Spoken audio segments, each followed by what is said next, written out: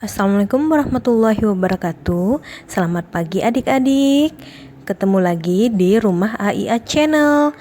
Kali ini kita masih membahas tema 1 mengenai selamatkan makhluk hidup dengan subtema tumbuhan sahabatku dengan materi bahasa Indonesia dan PPKN. Sekarang kita mulai materi bahasa Indonesia mengenai ide pokok dalam teks laporan.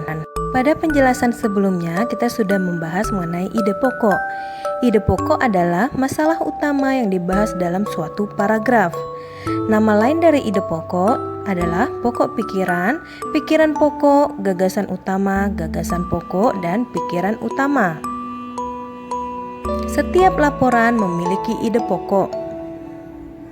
Ide pokok dalam teks laporan bisa lebih dari satu, akan tetapi ide-ide pokok itu disajikan dalam beberapa paragraf. Pokok tidak hanya berada di awal dan akhir paragraf, tetapi bisa juga di tengah ataupun bisa di awal dan di akhir. Selanjutnya, langkah-langkah dalam menemukan ide pokok. Yang pertama, bacalah isi paragraf dengan seksama. Yang kedua, temukan kalimat utama dan kalimat penjelas. Kalimat utama adalah kalimat yang menjadi inti dari paragraf, sedangkan kalimat penjelas adalah kalimat yang memperjelas kalimat utama. Langkah selanjutnya yaitu temukan informasi yang terdapat dalam kalimat utama.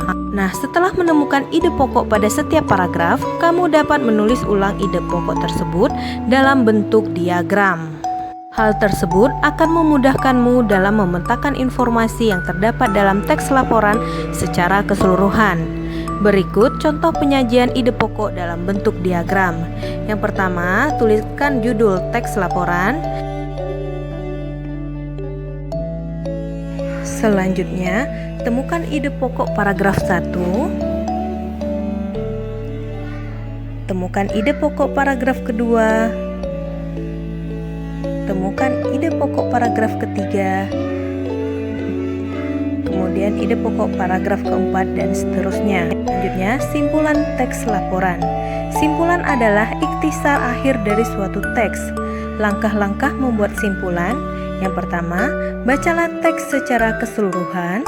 Yang kedua, temukan informasi penting yang terdapat dalam teks. Yang ketiga, hubungkan semua informasi yang kamu peroleh menjadi satu pernyataan akhir. Baiklah adik-adik, selanjutnya kita lanjutkan ke pelajaran PPKN mengenai penerapan Pancasila.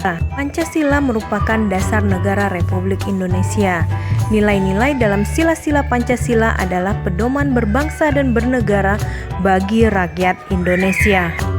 Dengan mengamalkan sila-sila Pancasila, rakyat Indonesia diharapkan dapat hidup secara rukun, damai, dan sejahtera. Pada video ini kita akan membahas penerapan sila pertama, kedua, dan ketiga. Sekarang kita bahas sila ketuhanan yang Maha Esa.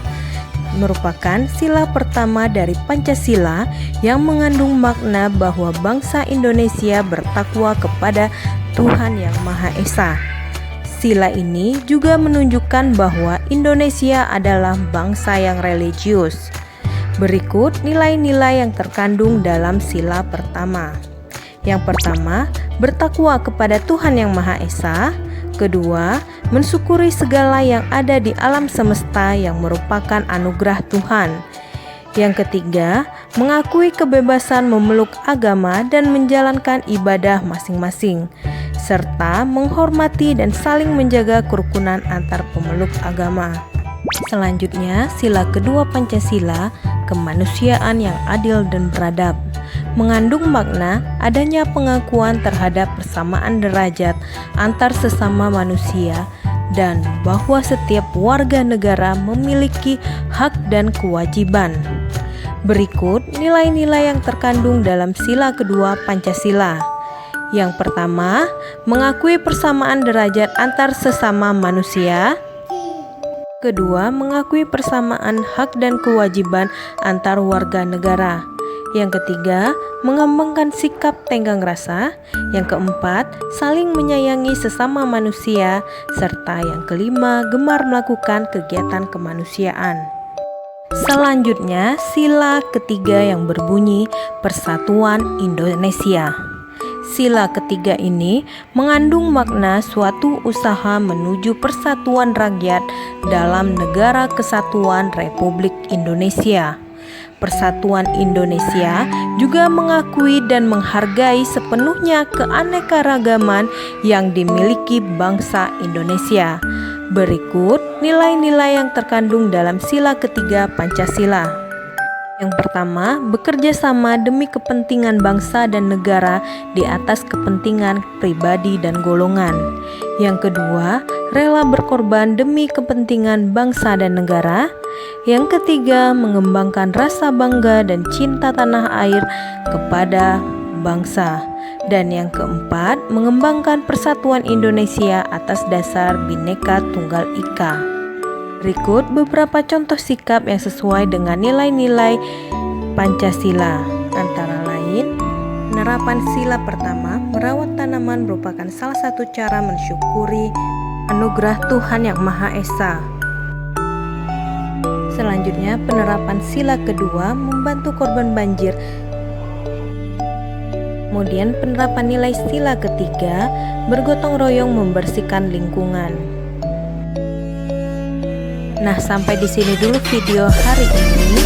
Jangan lupa di like dan subscribe serta share dan nyalakan tanda loncengnya. Terima kasih.